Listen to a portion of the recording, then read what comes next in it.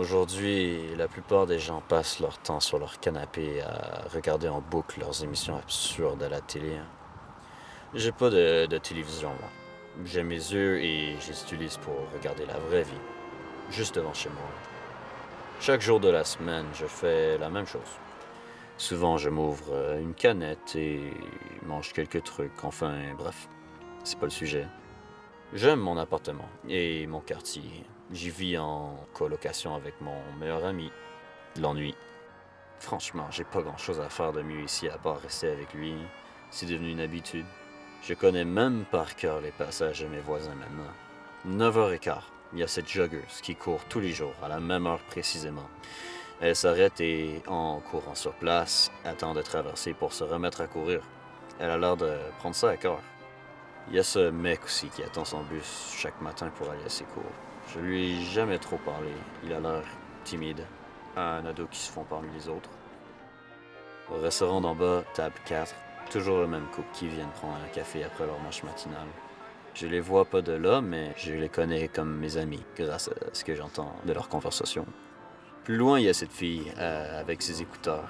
Je la reconnais rapidement, elle qui disait quitter la ville pour ses études. On dirait que ça a raté. Un mec la bouscule, c'est le voisin d'en face. Mal poli comme toujours, il s'excuse pas. Les jeunes aujourd'hui, hein. Enfin, bref, c'est pas le sujet. Ce matin, comme tous les autres matins, j'ai sorti m'asseoir sur ma chaise et commencé à pratiquer mon art. L'observation. Comme une caméra, je surveillais les faits et gestes de mes voisins, sans même être sûr qu'ils m'avaient déjà remarqué au moins une fois. L'odeur de nourriture s'échappait du restaurant, le trafic était assez calme et il faisait plutôt bon. Le bus passa, mais sans le jeune homme pour monter dedans, car c'est samedi. La fille du restaurant était seule. J'imagine qu'ils s'étaient disputés la veille. Je l'entendis partir un peu après. La fille qui marchait n'était pas là non plus. Tout ça pour dire que c'était drôlement calme et il n'y avait pas vraiment de témoins.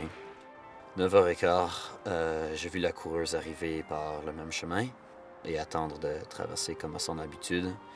Elle commença à repartir quand, soudain, le voisin d'en face sortit rapidement. Il avait l'air plutôt en retard. Il courut à sa voiture, était barré brusquement. Il était tellement pressé qu'il ne vit pas la coureuse traverser. Et...